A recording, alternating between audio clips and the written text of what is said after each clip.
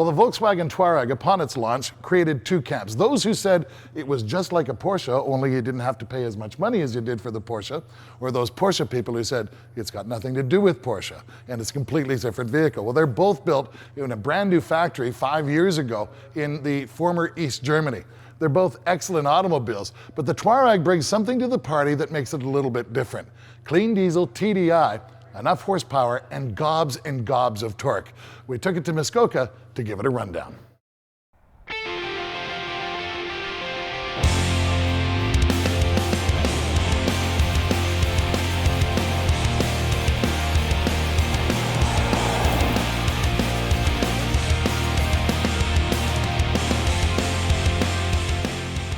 This is the 2010 Touareg.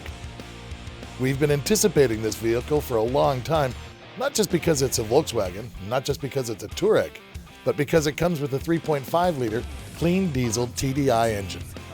And in this particular case, Volkswagen has taken a Porsche Cayenne, and one more time, they've made it better. By better than the Porsche, of course, I mean available with a clean diesel engine. It's fun to use this low-end torque. It comes off the corner like a bag of hammers, and all you really need to do is make sure that you've kept it straight. Volkswagen's all-wheel drive system, which they refer to as 4Motion, is one of the industry leaders. Not only is the torque split fore and aft, but side to side through an excellent system that works in several stages. It's not the most intrusive traction control system that you'll ever find, but it certainly works well, making this really tough track relatively easy to drive. Traction control off, and all of a sudden, I've got too much power to be able to plow my way through these things very effectively. So, here's a perfect example of a vehicle where they shouldn't have bothered to engineer a traction control button in the first place. It works just fine with traction control on, and when you get going in a straight line, the power that's on tap here is more than adequate for what we're doing, and more than adequate to get it out of a bit of a sticky situation, which we're into right now. The hill holder function that you use really does reel the car back in for you. It's very little input, you don't even need much steering input, and it will move you safely down the hill. It's the whole idea behind this function, and one of the things that really becomes useful on the cottage road. Now, the whole idea behind, everybody thinks about the cottage road as being a problem getting up. Well, it can be just as big a problem coming down. And a hill holder function, or descent control, as it's referred to in the industry, is very, very useful under those circumstances. But on the flat, when you've got a road this rutted, you're going to want to add some power. Very easy to add too much power.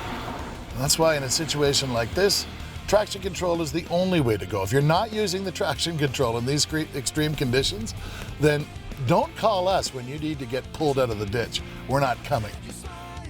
The suspension on this truck seems compliant enough to be able to deal with what's turning into a pretty nasty road, yet on the road, it works very well too.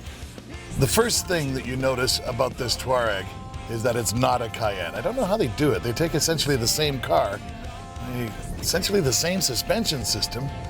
Naturally, the power is different in this, but it just doesn't feel like the Porsche. And that's not a bad thing. It feels like a Volkswagen, and that's a good thing. There's a sense of solidness to it, that it's not performance-oriented, but you still get that feeling that this is a very competent automobile within the first couple of hours that you sit in it. For some reason, the ergonomic position that I'm sat in this Touareg is better for me, a big guy, than it is in the Porsche. And I guess that makes a certain amount of sense that Volkswagen would go to a slightly broader range. But the thing that strikes me most about this car, and the reason that we wanted to test it so badly, is the clean diesel engine, a V6 engine. It makes all kinds of torque and enough horsepower to get the application done, but it fairly sips fuel. 99 out of 100 people are going to get into this car and never realize that it's a diesel engine car. It doesn't sound like a diesel engine. It doesn't stink like an old diesel engine does. There are no more glow plugs anymore so that you have to wait a few seconds before you can start the thing. You just get in it and drive, and it behaves so much like a gasoline engine, but you get the fuel savings, and of course there's that lighter carbon footprint. Why isn't everybody doing this? Why aren't the North American OEMs focusing on diesel like the Europeans do? So my hat's off to Volkswagen for creating a car this good, powered this way, and making a better Porsche than Porsche did when it came to the Cayenne. We've had the opportunity to drive this car recently off-road, and it handled itself every bit as well as the Porsche did, and better than some others. But driving it around for a week under family circumstances, using the vehicle just to get around, it's also proved to be a very pleasant mode of transportation. And you know what? It's cheap to run. When was the last time you ever heard somebody say about an SUV that it's cheap to run? In the case of the Touareg, it's that and that in spades. So at the end of the day, you've got to ask yourself, do you need a car like this? Now, of course you don't need a car like this, but if you're a tree hugger, then you should consider a car like this because it's greener ultimately than any hybrid SUV. Give your head a shake. But do you want a car like this? And all you'd have to do is drive one for an hour. And you, like me, would really want a car just like this.